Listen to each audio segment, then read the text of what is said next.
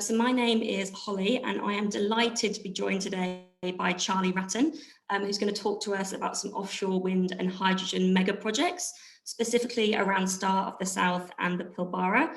So really lucky to have Charley with us today and his expertise. So Charley has extensive background in the oil and gas industry, working with the likes of Shell and SSE, as well as over 15 years working on hydrogen and offshore wind projects.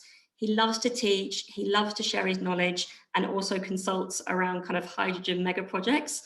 So there's going to be a lot of insight that he's going to be able to share with us today.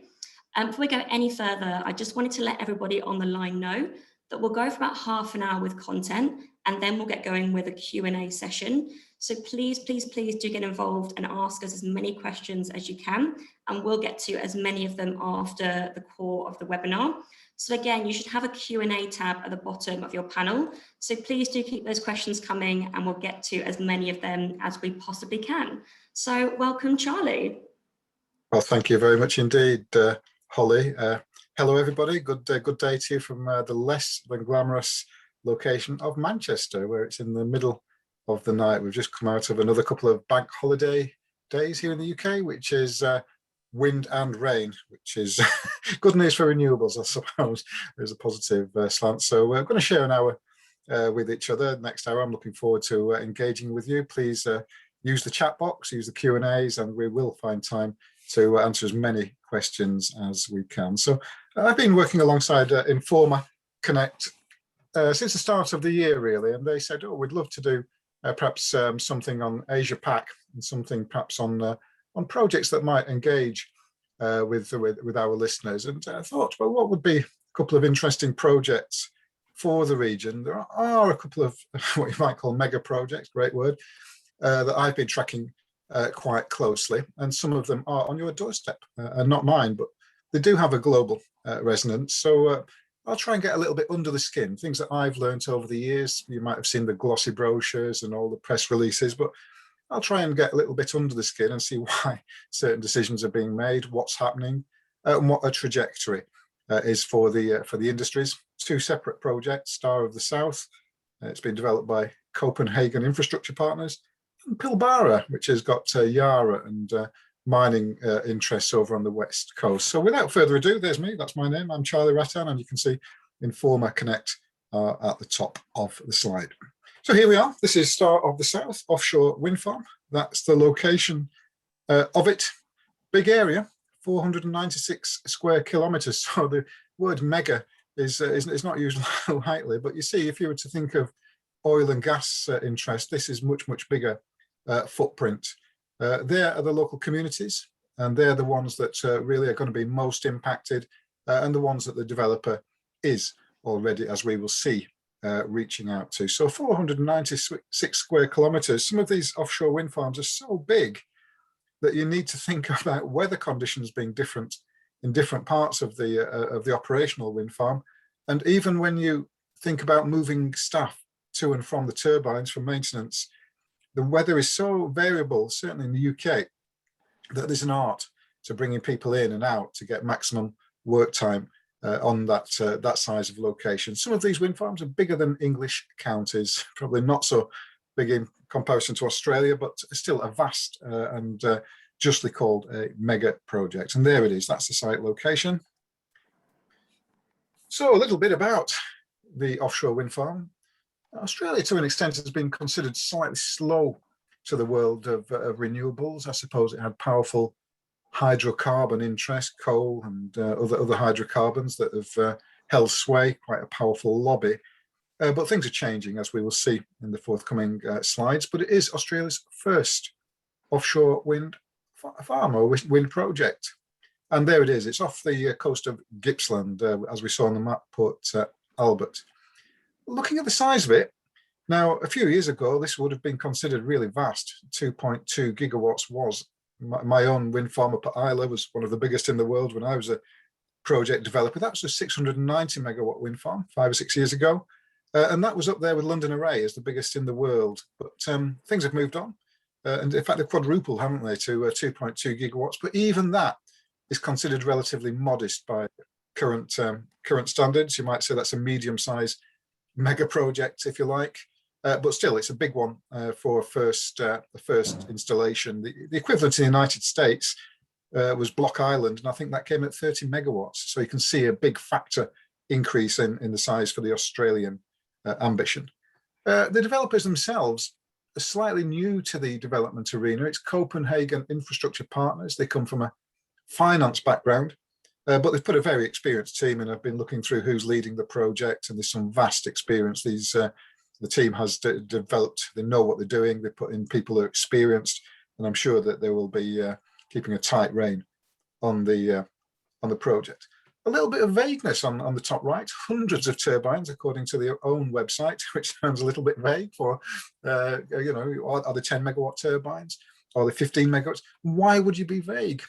Well, it's always in the interests of developers to keep abreast of developments. And the industry is a bit like IT used to be, where we had names like Tekra and Colossus, and these things sounded fabulous, but they were often obsolete within 2 or 3 years because the tech was moving so quickly. So for a planning application, you leave it as vague as possible. You put something in. You might say we base it around a 10 megawatt machine or a 7 megawatt machine, but the likelihood it's possibly even 12 megawatts, 15 megawatts by the time it comes to build out.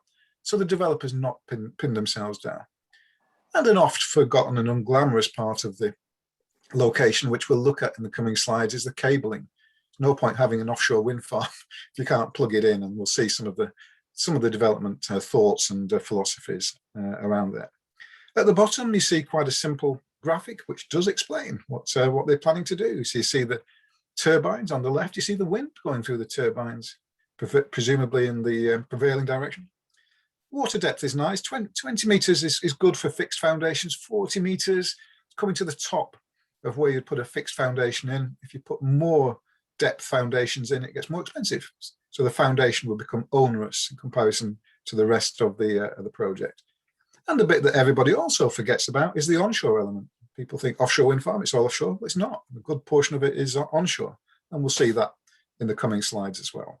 So we've got our array cables, we've got our generators, offshore wind, the turbines there, substation, cabling to shore, and then the whole heap of the panoply of electrical infrastructure to get it to people's homes via the grid.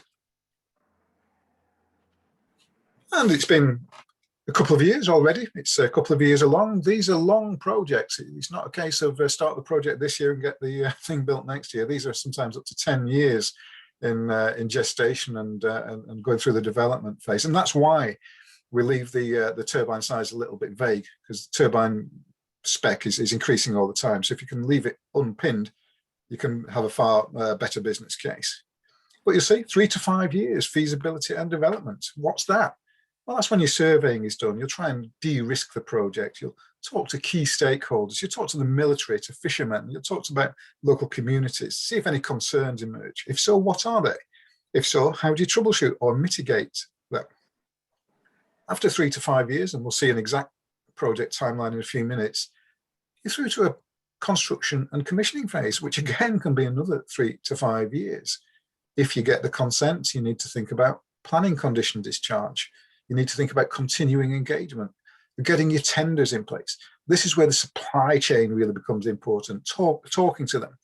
If you talk to them earlier, it's much, much smarter because everybody's already aware of you. So if you come to construction and wait till the consent, sometimes you might be missing a trick to get in front of the consenting or the commissioning bodies for the major contracts.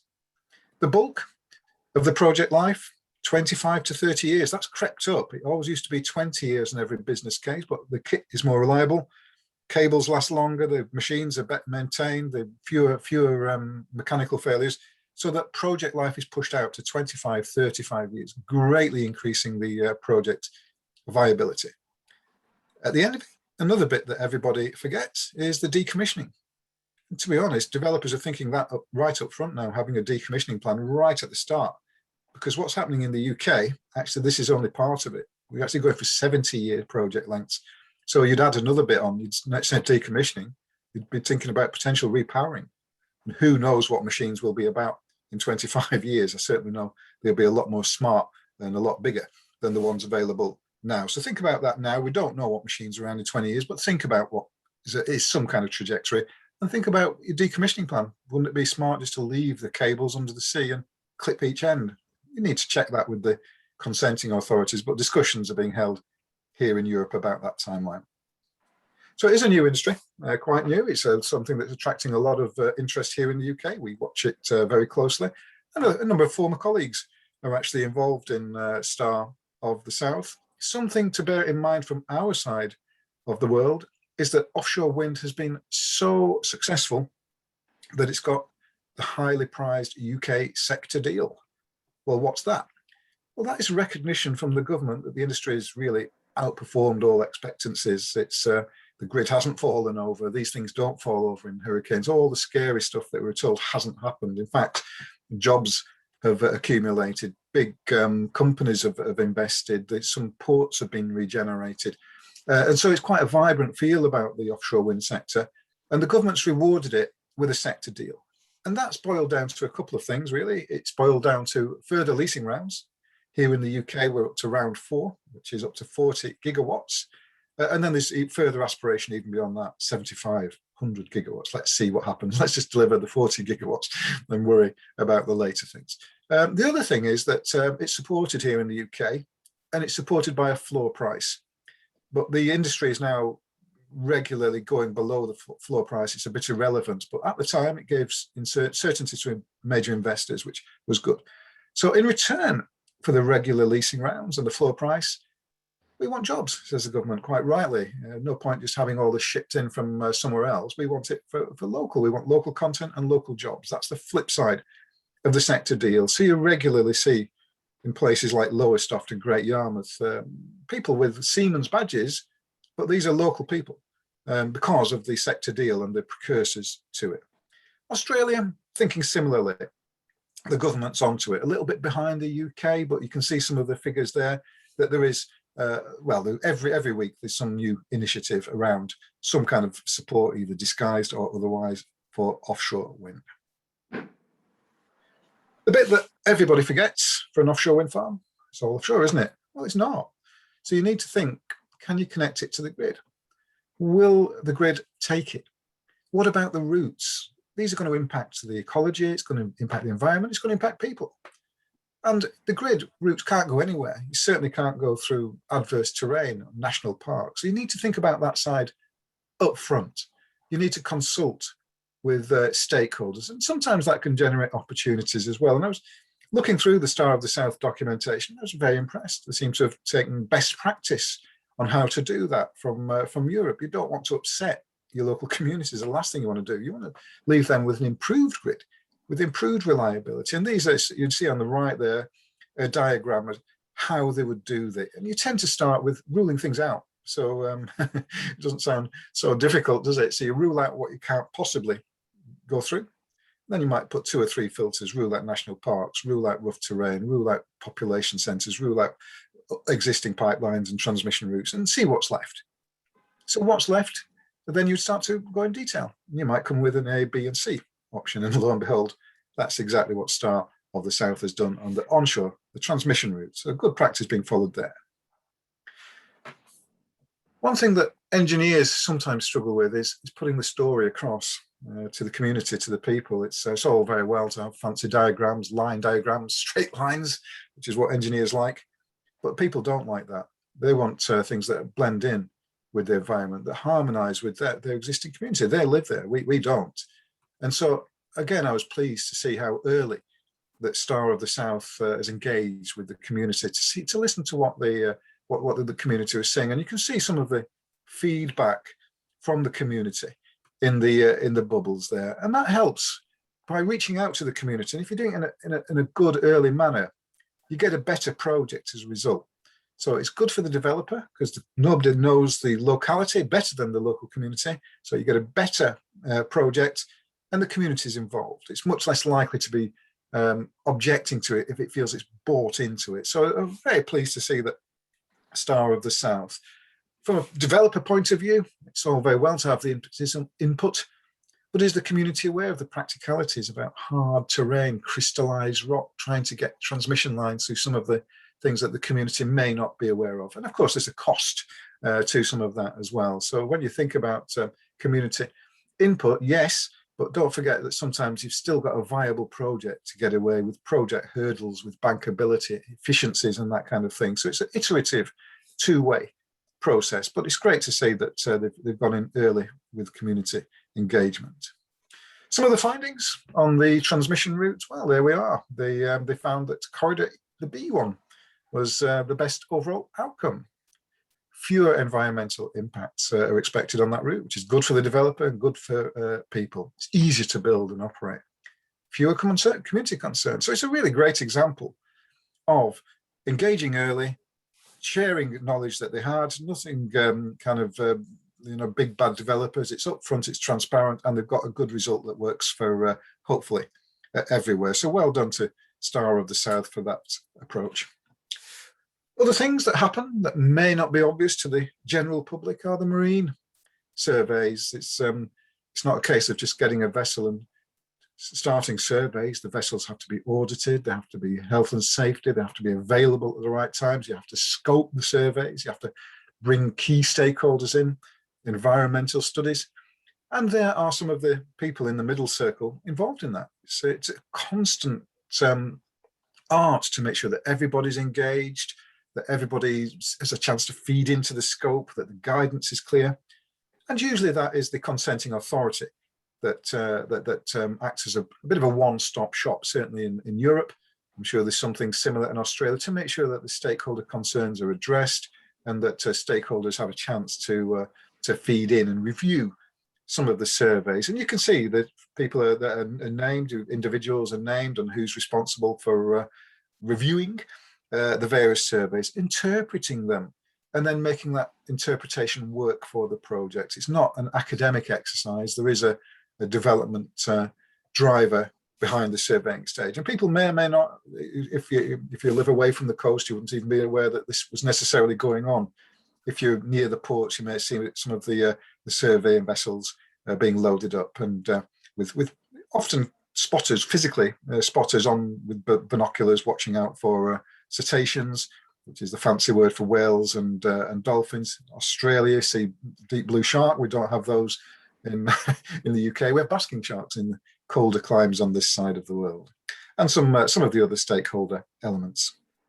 And there we are. These are the kind of surveys. These are typical things that people like me get from surveyors, and we're very interested in this. It's an insight into a part of the world and things that you don't often get a chance to see.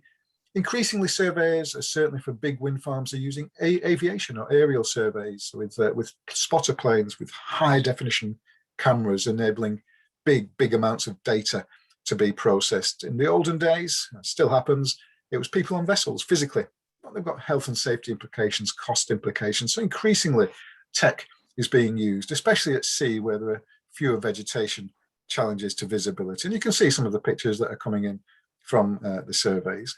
Hopefully they accord with what's already known by environmental authorities, maybe not. And looking back at the timeline on the right, we can see how this starts to feed into the bigger picture. And that's where we are. So there's through the scoping into the surveys. And there's some of the people involved in this. Victoria, Australia, different regulatory authorities, and different forms of licenses needed before it goes to the relevant consenting authority. And you can see that there's a political dimension as well. You can see a minister's assessment as well. So a very democratic process, and important to keep people on side, important to engage. If you stop engaging, it antagonizes people, and perhaps rightly so. They are aware of implications of these. Some more survey pictures, some of the dramatic pictures that have emerged from the results of the survey. And the surveys then inform that the way that construction might be going, what to avoid, sensitive areas. The stakeholders will ask the companies, say, well, we're comfortable with this area, but not there. Please, even though it's a site that you can develop, don't develop it all, or put certain machines away from that, or don't use certain techniques, don't use piling, don't use drilling there. When you put your pipelines in, try and avoid this. And all of that can feed into the methodology when you come to construct it. So you can mold the way you build the wind farm around what the stakeholders are telling you. And it's on the basis of evidence. It's not anecdotal. It's pictures like this and survey data. And these are some of the surveys that people may may not be aware of, and this is going on right now. Obviously, you need your wind monitoring. That's how you know what output you're going to get. There are various formulas that people like me look at, but ultimately it boils down to, have you got enough wind speed? Is it off the right type? Is it a choppy wind? Is it a clean wind? Will it make a viable project? And so you want to get that in early as a project developer. See things like met masts and things like that. There's increasingly looking at tech, but there's still the old physical met masts in there, which have been a bit of a bugbear for the industry, and the whole heap of surveys that you see. And then the findings. No point having all these surveys and not knowing how to interpret them, and then make the interpretation work for the project and the project planning process. These are then fed into environmental assessments. We have these in Europe. They started as quite slender documents in the early days of wind. Now they're volume after volume, and hardly anybody has chance to read them. Perhaps stakeholders can read them on a chapter basis. But you might have 3 environmental assessments. You might have an internal one, the best output case. You might have another one, which might be a most environmental impact case. And then you might have one that you actually run with. You might have a design freeze where you all sit around the table, say this is best for this is best for that. Everybody agreed, we run with that one, and you submit that. So the developer will do so much more work in the background than ever appears in the public domain, because they've done a number of scenarios, best, middle, worst. It's all there, but it's in the background, but it might inform later parts. It will be useful somewhere. All that design work can be used somewhere in the operational life of a 25, 30, 35-year project. Some of the things that people are concerned about. I quickly learned that just about every major wind farm, offshore wind farm, likes a nice shallow beach. Why? Because it's good for the cable. But so do things like seals, and so do stakeholders, so do sunbathers. And as you can see, there's an example at Reeves Beach, probably better known to some of the participants on this course than, or this webinar than I, but it looks like a very agreeable location. And the last thing that the developer wants to do is spoil the amenity, so it has to think about it early. So what can we learn from Star of the South? Well, it appears to be doing everything best practice as far as I can see. If he's successful, and I've got every reason to think it will be, it may actually act as a spur to the offshore wind sector in Asia-Pac. Welcome, people of New Zealand are looking, there's one at Taranaki. They might be interested if it works well. If it's well, perhaps we can look and see whether, if Australia can do it, perhaps they can do it, and other countries in the region are looking at it as well. So it's a pioneering one, and we've seen from the surveys that the seabed conditions feed in. The 40-metre depth is on the very, very top end of what I would put a fixed turbine foundation in. So I think if you go any deeper than that, you might be looking at the next line, which is floating turbines. 40 different types of floating turbine. It's not just one size fits all. Some are like upside down towers to keep it stable. Some are on tripod things. And any further depth, water depth, and I'm sure you'll be looking at floating machines if you go further out to sea. And you're also using the lessons learned. It's great to see how almost best practice has been incorporated into Star of the South. So it's a great project. I wish it well. It's doing things the right way. So supply chain. If I was a company looking to engage, thinking, well, I'm not going to wait for the consent, I would be looking at the Star of the South website. I would be reading these slides and saying, well, actually, it's well advanced in the environmental stage now. Sooner or later, it's going to be going into a planning application consent. Then it'll hopefully get a ministerial consent and sign off, and then into build. But don't wait. Should people want to engage, don't wait for that. Think about engaging now. If your company wants to get involved, well, what bits? What bits do we need? Do we need cable? Do we need steel? Do we need fabrication? Do we need all of those? Do we need legal skills? Do we need all the things in the background that major projects require? And if you do get engaged now, you might think it's a good move, because as we've seen, there might be aspirations for more. So if I was a supply chain company, I would be looking to engage with the Star of the South. They're already engaging on the ground. They've got offices. I saw one at Gippsland. I saw, I think there's a main office as well with an email address on the website. And it doesn't take much effort to send them an email and say, hey, we're interested in that. Can you hold a community or meet the buyer session once you've got consent? Come out and show us how our company can engage with the major projects. It's not impossible. There are portals will be set up. They will be encouraging people to to engage, just like our sector deal has here in the UK. And that's about it for Star of the South. I hope you found that interesting. There will be, Holly, a chance to feedback questions there, but we do have a poll question, Holly. I wonder whether you'd like to share that with the attendees, the Star of the South question that we dreamt up earlier on. Yeah, so I've got two polls, one on hydrogen and one on offshore wind. Which one would you like me to? Yeah, the offshore wind one might be a good Sure. good poll. Lovely. There we go, guys. The poll says, do potential supply chain companies for the offshore wind sector know how to engage with mooted projects and companies involved?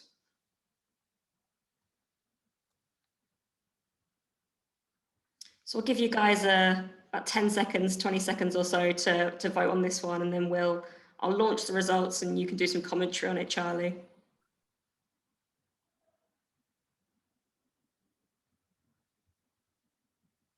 So we've still got a couple coming in. Brilliant. Thanks, guys, for getting involved. We also as well have had some brilliant questions flying in. So please do keep your questions coming in the Q&A tab, and we'll get to as many of those as we possibly can after the webinar. I'm going to give you guys 5 more seconds on this one, and then we'll launch some results.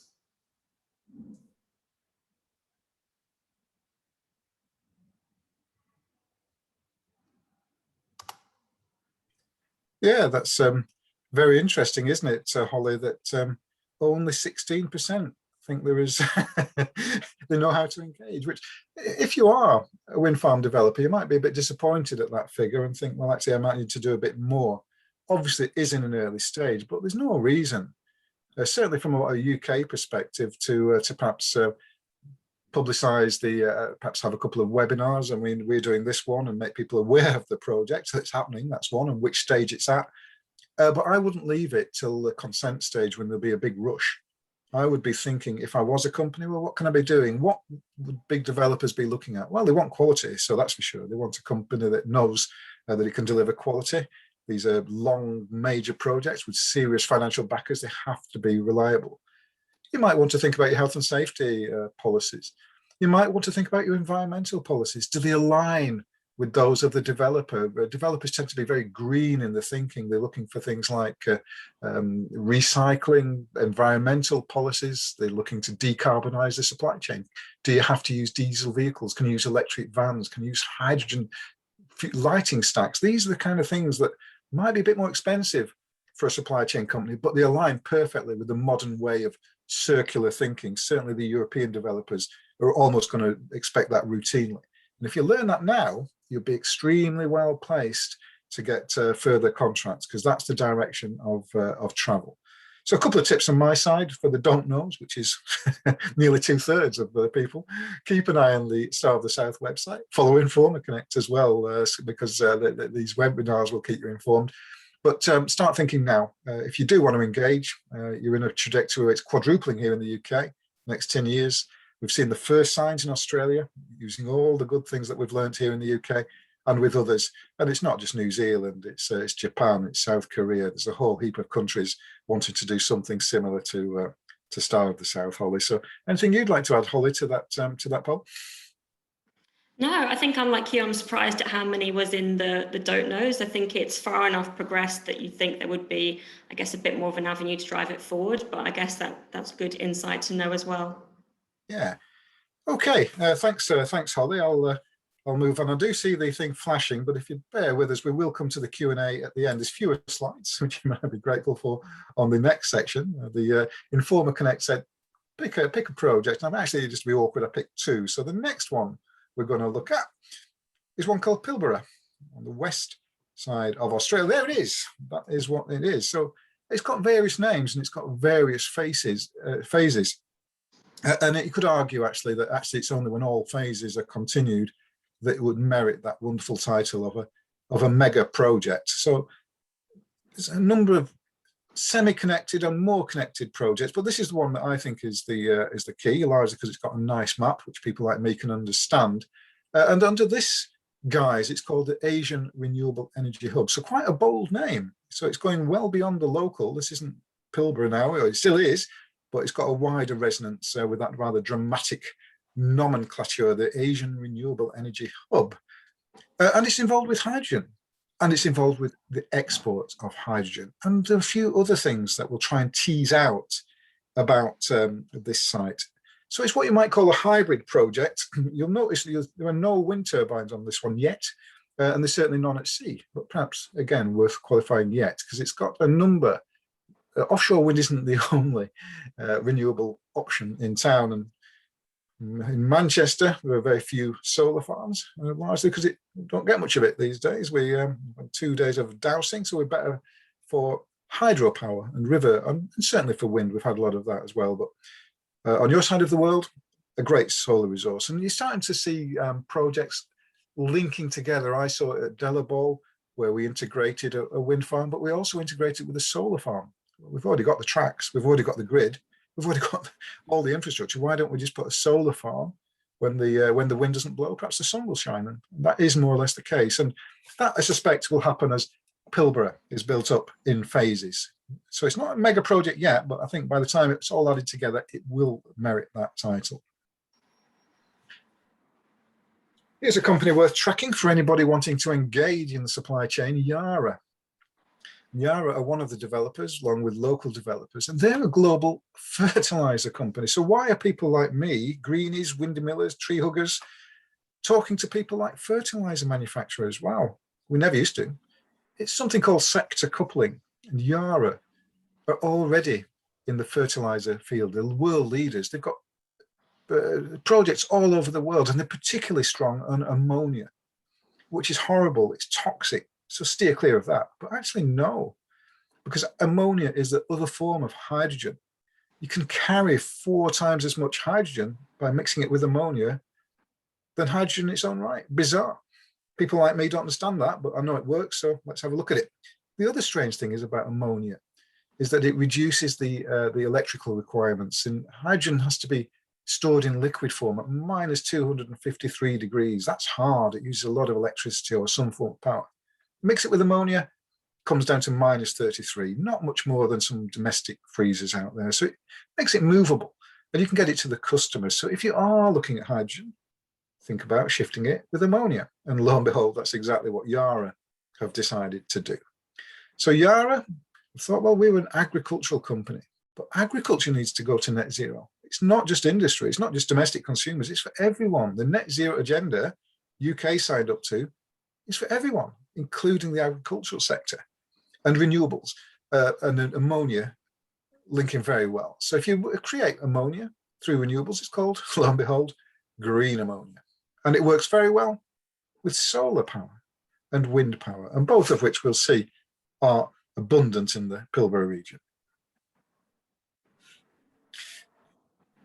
A little bit of a busy slide, not the best slide in the world, but I wanted to put it in just to show that according to Yara, they think there's a big opportunity in agriculture. You've probably got a big agricultural sector in many Asia-Pac countries, certainly Australia, and Yara has seen that, and it's developing on a global basis. The JVs are not just in Australia. They include the port of Rotterdam, which wants to be the greenest port in the world. It's already used to dealing with ammonia. In fact, 120 ports around the world are. It's toxic, it's horrible, so you steer clear. But actually, no. People have been dealing with it for centuries. I've just done a project in Chile where they had a thing called guano. I won't share what guano is, but it's not very pleasant stuff, but it helps the agricultural revolution. And it contained a lot of ammonia. So there's a long history of dealing with even horrible substances. The oil and gas industry, my background was with Shell for many years, is more than familiar with dealing with hydrogen, with ignition, with combustibility, and with toxins and unpleasant things like ammonia. And I think the real prize isn't the domestic market, although it might be important for mining and offer them a route to net zero, but it's on exports, hence the fancy name, the Asian Renewable Energy Hub, and especially for Japan. Some of the kit required, well, it needs a lot of cylinders, and you can see Pilbara, they're going through the phases of development. It's already a mining area, and it offers what you might call sister sectors, a route to decarbonisation. Well, what are they? I'm talking about the extractive industries. I'm talking about agriculture itself. I'm talking about transport. So it offers them all the route to net zero. I've already mentioned that ammonia is a superb hydrogen carrier with that strange quirk of enabling 4 times as much of the product to be carried. Yes, you have to crack it at each end. You have to convert it into ammonia and then out of ammonia, both of which requires electricity. But if you've got abundant, cheap, renewable energy, that becomes less of a problem. So in summary, returning to the Star of the South, it is Australia's first. It is learning. It's not can learning. In some ways, it will now be teaching because this is circular. What you learn in Australia, there'll be innovations there. Hey, this is what worked well for us in Australia. Can we share it with you in the UK? Oh, that worked so well. So we learned this circular thing. We started with onshore, that taught offshore. Offshore is now teaching onshore. As it goes around the globe, everybody comes up with a different innovation. The longer leasing round is a good example of that. It wasn't UK, but we learnt. And the supply chain. Now is the time to start building up. Why shouldn't Australia? Why shouldn't the local communities be the ones to get maximal benefit, just like they are in the UK? And Pilbara, another of the 2 world-class projects. We've had a whistle-stop tour of them today. Pilbara, hydrogen, green hydrogen, wind, solar, and ammonia. And between the 2 of them, Star of the South and Pilbara, you've got 2 projects that we on this side, a long way away, are watching extremely closely. What can we learn from Australia? What can other countries in the region learn? We've got some benefits. We don't have, we're in our little blighty, we don't have too much space. So you can benefit from something that's really driven down the cost of both techs, hydrogen and offshore wind, is scale. Something that you can really go into an industrial scale very, very quickly. The word mega project isn't used widely. So you've got a great geographical location, slightly different drivers. We don't have some of the things that you have. We don't have perhaps the abundance of sea life, different form here. But that brings with it wonderful opportunities as well. So I'm watching both very closely. And it's not just me. The world is watching these two projects. So, Holly, we do have, I think, a Pilbara poll, if you'd be so kind. And let's see, it's a similar kind of question. Did you'd like to fire at the poll for Pilbara? But just to summarise that the world is watching these 2 projects. Yeah, it'd be good to know if people's thoughts change with this question with relation to hydrogen rather than offshore wind. It's following a similar track, Charlie, but we've got some interesting results flying in. Thanks, everyone.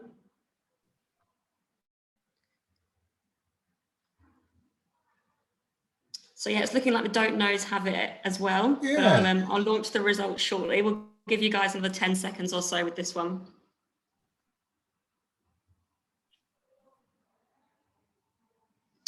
Wonderful. So yeah, it looks like it's quite similar, Charlie. Yeah, I'm not that surprised. It's slightly lower, isn't it, don't knows than on the offshore wind. I suppose that's one of the reasons why the Chambers of Commerce here in the UK brought me in. They kept saying, well, look, a lot of our members are SMEs. They're aware of this net zero stuff. They read the press, but they don't know what the next step is. So they brought people like me in just to give them a few tips and say, well, look, don't waste your time with this, or do concentrate on this. Prepare yourself, but also start to engage now. Yes, it might be a couple of years away, but actually that's not a long time. By the time you've put your own documentation, your own capabilities together, it'll be fast upon you. And some of the smart ones are starting to do that. But yeah, I'm not surprised, but thank you very much indeed, participants, for those results. Only a quarter of people know what to do. So I don't know if Informa Connect want to act upon that or share that with some of the developers, or do something themselves. Why wait for somebody else to do it when you can do it yourselves, Holly? Okay, back to you for the moment, Holly. I do see that my screen is flashing red, but I'll pass on to you to interpret what that means. Perfect. Well, yeah, thank you very much, everyone. We will get to the Q&A session very, very shortly, so please do stay with us. Charlie, if you could bring up the last slide, that would be fantastic, just so we can talk through a bit more about the teaching that you do. So yeah, we obviously, as Charlie mentioned, this was just a whistle-stop tour and kind of just giving people a real taster for this industry. We do offer a number of courses that are facilitated by Charlie. So 2-day programs, either live online or some are face-to-face where appropriate in Australia. So we do them on a variety of topics as well, whether it's an essential guide to hydrogen and carbon capture, whether it's looking at green steel, whether it's focusing on renewable ammonia. We will be sending out more information, a follow-up email, so please do look out for that. We also are delighted to offer anyone who's on the line today a 15% discount. And you can email us at training@informa.com.au. We also do offer customized and in-house programs as well. So if you have a team who you think would benefit from some real customized learning with Charley, please do get in touch with us as well. So we're going to move on to the Q&A, Charley, because we had lots of brilliant questions flying in. So I'm going to ask you the first question I have here, which says, what do the offshore wind farms constructions and ongoing job profiles look like for this size, a 2.2 GW facility? Yeah, 2.2 G is probably a medium-sized mega project. We've just seen that the surveys are underway, but those will be ongoing. There'll be further surveys in the implementation stage, and especially if the planning conditions request them during construction. So there'll be plenty more vessel movements, there'll be plenty more opportunities for surveys. But then by the time you go into implementation, you're coming to the invitation to tenders, which is the bulk of the spend really by the time it goes into pre-construction. That's where the real engineering comes in. So if you're a fabricator, if you're an electrical company, if you're a cabling company, if you've got a heap of diggers that you want to get involved in cabling, trenching, road building, the balance of plant. But I would urge you to think about doing it in a green way, because if it's not on this project, it will be for forthcoming. So what does that mean? Well, do you have to use diesel as a fuel? Can you use something else? Could you use electric vans to go on site? Even my old company, Shell, this is how things are changing. Hydrocarbon through and through for over 100 years is now starting to ban diesel from its construction sites. It's happening here in the UK. It's only a matter of time before that is rolled out across the board. So if you want to get a quick march or a quick steal on your rivals, think about the way, could you decarbonize your own supply chain offer to the developers, because that will stand you in good stead. So it's a big project. It's a multi-billion-pound project. The balance of plant is certainly something that the SMEs or the medium enterprises are encouraged to get in. Also think about who the principal contractor might be. So it might be somebody like Siemens or Vestas. Might be worth starting to establish some contacts with them. The developer is highly likely to set up a portal. It's happening all the time. And that will be a tendering portal. A lot of it will be done electronically now, especially in COVID times.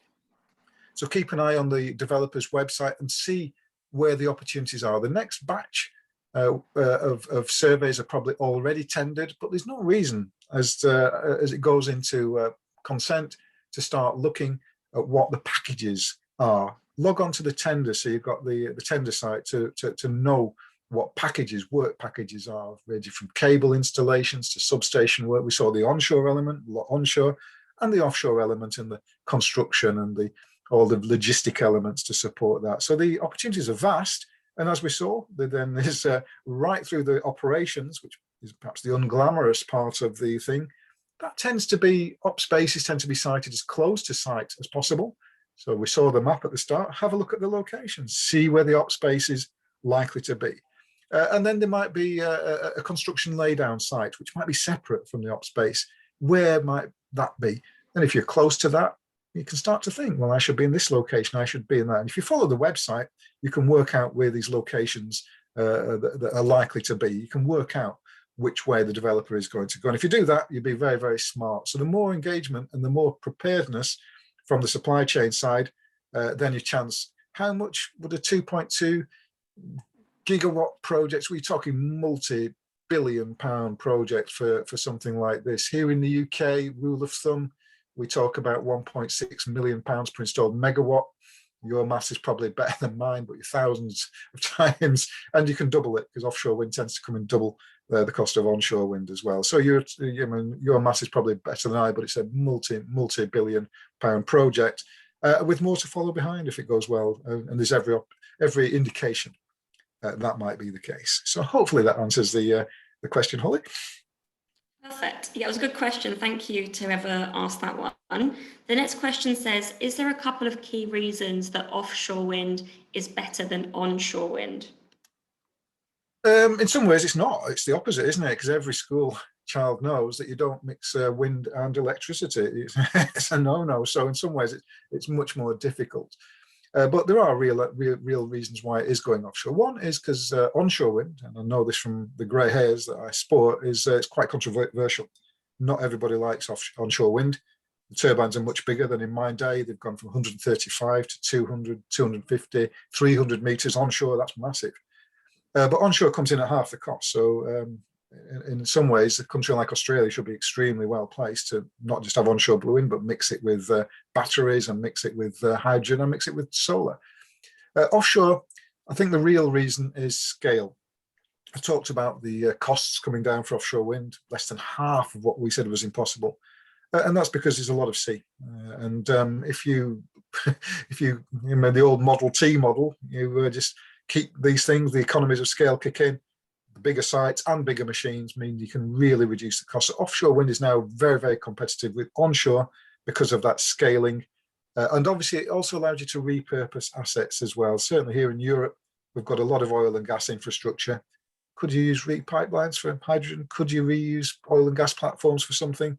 The answer is possibly yes. So there might be a real argument on the decommissioning side of rather than decommissioning oil and gas assets, repurpose them as well. But I think scale is probably the simple answer, Holly. Just got a much, much bigger scale to go at.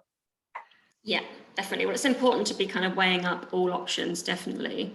The next one says, what international standards have been developed to govern the design and operation of key elements of offshore wind farms, e.g. turbines and substations, etc.? Yeah, the whole heap of they tend to come through specialist kind of standards bodies such as Germanische, Lloyd and BVA.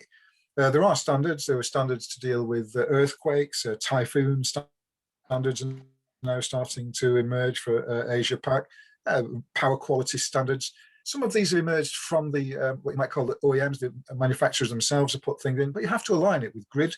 You have to align it with other stakeholders, and they do seem to be. I know the American ones and the European ones, but they're increasingly getting harmonised. So there are specialist standard bodies out there doing just that, and no manufacturer is going to go into production unless you can sell. So it's an absolute no-brainer, if you like, for manufacturers to be aware of the standards. And what they're also doing to de-risk the process is involve the standards bodies right from the outset. So I've increasingly seen people like Germanische Lloyd be part of the project team right from the start, so that you get your what you call the type certificates. What's that? Well, that means you can go into mass production. So as you go through the project, you might have a prototype turbine. It might be a floating machine. Nobody's tried it. Well, that's not got a standard. But as you go through it, you go and do it on the hoof, if you like. So the standards authorities work with you and they check it as you go through. So by the time you're ready to roll commercially, you've got your standard in place. And that's a really smart way of working as well. That's quite new. So there are global standards, very rigorous, and people like Germanische Lloyd and BVA and specialist agencies award the type certificates, which are obviously much prized by the manufacturers. So hopefully that answers the question, Holly. Perfect. The next one says, is there an indicative cost of manufacturing green hydrogen per MMBTU?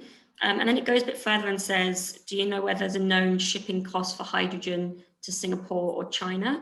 I'm assuming that's from Australia to Singapore. Yeah. I mean, these are things that some of these are commercially sensitive, and hydrogen, certainly green hydrogen, is the most expensive form of hydrogen. There's grey and there's, well, you name it. There's a new one coming out every day, pink for nuclear, and the green one is at the moment the most expensive. So you wouldn't touch it.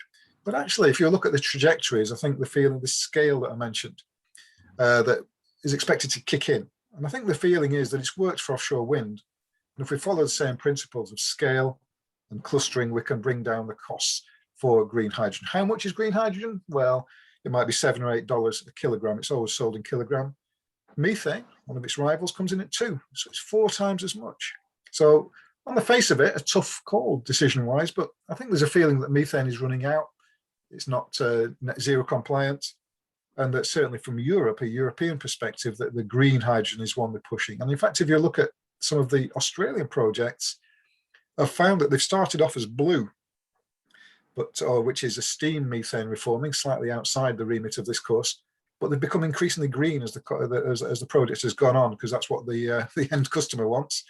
So if the customer wants a green product, then you might change your project and move more towards a green, perhaps more wind turbines if you've got the space, rather than natural gas usage. So it's an expensive business, green hydrogen, and it's one of the unsolved questions is who pays. Well, I've got a pretty good idea as who will pay. It'll be you and I somewhere, but I think the feeling is that the costs will reduce, just like offshore wind, that if you scale it up, you can use lessons, extrapolate from there. So hopefully that answers to some extent. Some of it's still commercially. The shipping costs, well, it tends to vary with the site, and again, some of it's commercially sensitive, but people are working on various solutions to reduce the cost. Ammonia is one. You've got an Australian company leading the compression vessels, which perhaps in the other courses you mentioned we can look at in more detail. So various solutions coming up to reduce the cost, and it depends on the location how much that cost would be.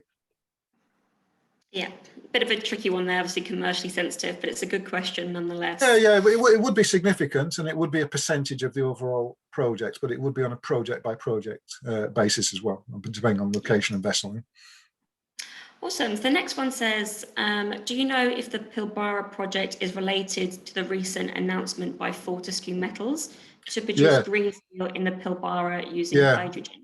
Yeah, it is. There's a connection between the two. As I say, Pilbara is very much a phased project, and all kinds of phases are still being released, but it justifies the term mega project. It's almost been on a regional or a state basis with bits coming in, and then it's a very clever way of doing on phases for various reasons. But from a pragmatic point of view, check whether phase one works before you go on to phase two, which is always a good reality check. The Dutch are doing something very similar with their hydrogen strategy. But yes, to answer the question, there's a strong correlation between the company you mentioned and elements of Pilbara. Yeah. Perfect. The next one says, have you been following the floating wind projects by GIG/Macquarie at the east coast of Korea? And will power be sent to shore, usually by HVDC, to minimise losses? Yeah, HVDC is a new tech. When I was in, it was all AC, which have got different characteristics and higher losses, but there's advantages too. And sometimes it's the bankers and the investors that just want to stick with tech they know that work. The new kit comes along, but it's a bit risky. And the Germans led on HVDC. So that's a debate for them to have. I'm delighted that Australian interests are involved in Asia-Pac and Korea, because Korea is certainly on the upward trajectory, not just for offshore wind, but for hydrogen. I'd be watching the city of Ulsan as a leader in that, and it's good news that the floating wind sector, which is new even in Europe, is now being pushed out from Australian interests. So well done to Australia. For the tech, where you'd use your, I think DC tech is now proven. The fuel losses were mentioned in the question, and it's a classic example, isn't it, of lessons learned, because it's only just coming on this side of the world, and here it's going global almost straight away. So well done to all involved on that project. Thank you for that. Yeah, good question, that one. The next one says, do you have any information on the offshore wind turbine Dolphin project in the North Sea? Yeah, I think it's close to my heart, this one. I think if you were to sign up for the offshore wind without banging the drum too much, you'll find quite a lot on Dolphin. Some of my friends are involved in the design process, ex-colleagues, and there's some real innovations. The key thing to Dolphin is that the electrolysis is done offshore. Everybody who say you never do the electrolysis offshore, well, there we are. Dolphin's doing it. Having said that, it's still in concept stage. It's not delivered yet. But should you sign up for Offshore Wind Masterclass, there'll be plenty on Project Dolphin, which is off the North Scottish coast. So there's a bit of a teaser for you, should you want to learn more about it, which is close to my heart, that project. Excellent project. It's obviously one of Charlie's favourite questions, so thank you to who asked that one. We've got time for a couple more, so please do keep them coming in. The next one says, in reference to decommissioning, are components such as turbine blades recyclable? And if so, what end markets are they destined to? Is the decommissioning also a requirement necessary for developmental approval? Yes, to all of that. It's actually a real hot potato, that question. There's some adverse publicity, certainly in America, where we don't have landfill taxes. Turbine blades are going into landfill, which is shocking from a circular economy point of view. At the moment, they tend to be shredded and used for things like fleeces. If anybody wears those in our climes, they're quite common, probably less so your side of the world. And also going to some of the road, some of the components of the road surfacing as well, but pretty rudimentary. And it's a bit of a one that needs addressing. I think Ørsted have come up with the world's first recyclable blade. Others will follow. Here in the UK, it's at government level. There's a task force to look at the issue. I was talking to stakeholders in America, and it's a real issue on their side of the Atlantic too. So actually, it's quite a prize for somebody to come up with a real end-to-end circular use. People didn't really think about things like that a quarter of a century ago. Now it's everywhere, and you need to design in from the start. That I mentioned decommissioning and repurposing. What can you do to make it circular? And so there's a whole heap of initiatives going on here and in the States, and a big opportunity for somebody that cracks it, rather than just doing for fleeces and road surfacing, which is pretty crude, and landfill, which is pretty unforgivable, and perhaps an insight into the way that things have just been dumped without thought. Perhaps on that side, perhaps it's an argument for landfill taxes as well. Yeah, it's interesting. I didn't know they were recycled to that. That's very interesting. The next one says, are there as many competitors for offshore turbines compared to onshore? No, there's far fewer. We call them OEMs in the trade, but there's only a couple really. In fact, there was one danger that it was a one-stop shop with just about Vestas, and we didn't like that as an industry, and we encouraged others to come in. When I was with the SSE, we encouraged Mitsubishi Heavy Industries to come in because we want competition. Competition drives down costs, and others are starting to emerge. So we've got Siemens, are big in Europe, but ideally you want that to be on your side of the world with Australian companies and with Goldwinds and Japanese companies. So, and that company that was mentioned with floating. So from an industry point of view, you want a selection. It's good for everybody, even if it's not on cost. Different turbines fit different sites. It's not all one size fits all. And the more selection that you've got, the better really. So it's something that the industry is keen to encourage more. And it's an improving situation. As the industry's developed, more companies have engaged with it, and more are coming through as well, which is great. Brilliant. This next one's a really interesting one, so I'm actually keen to hear your thoughts on this one as well, Charlie. So it says, we are working on a Bass Strait green energy hub to repurpose the existing onshore and offshore oil and gas infrastructure in the Gippsland Basin. The project will be about 30% cheaper than Star of the South. If we progress, then the Star of the South doesn't make sense. What's your thoughts? Well, you'd be in a very strong position, wouldn't you? You would become the subject of webinars like this, and you would be the glamour team that everybody would be talking. And that's how it happens as well. The first mover doesn't always have a first mover advantage. And if you can show smart, joined up thinking, certainly the global oil and gas companies, my ex-company, as I mentioned, was Shell, would be very interested to see how the tech works, what innovation you've got. They're looking at exactly the same principles. We've got something similar in Scotland. Can we use the existing oil and gas infrastructure of Shetland and Orkney, off the Dutch coast? So all the oil and gas majors are moving into offshore wind now. Total, Eni, BP, even some of the American ones are looking at it. So if that was the case and you do deliver it, you would be in an extremely strong position to do whatever you wish, whether you wanted to keep it or whether you wanted to share some of the knowledge. You'd be should you wish to talk to me about it offline or talk to Informa Connect, I'm sure they'd be interested as well, because you'd have a real leadership position with not searching for the word, with that proposition that you mentioned. Yeah, definitely. That's an interesting one to end on, Charlie. I think we've covered all the questions. So thank you so much to everyone on the line for joining us today. It's obviously a really important and pertinent topic. Please do get in touch with us if you would like more information around some of the learning and training that we offer at training@informa.com.au. But again, we will be sending out some more information via email as well. So please do look out for that. And the last thanks goes massively to Charlie for getting up today at 3:30 in the morning to join us today. We really appreciate your insights, and it's been brilliant to talk with you.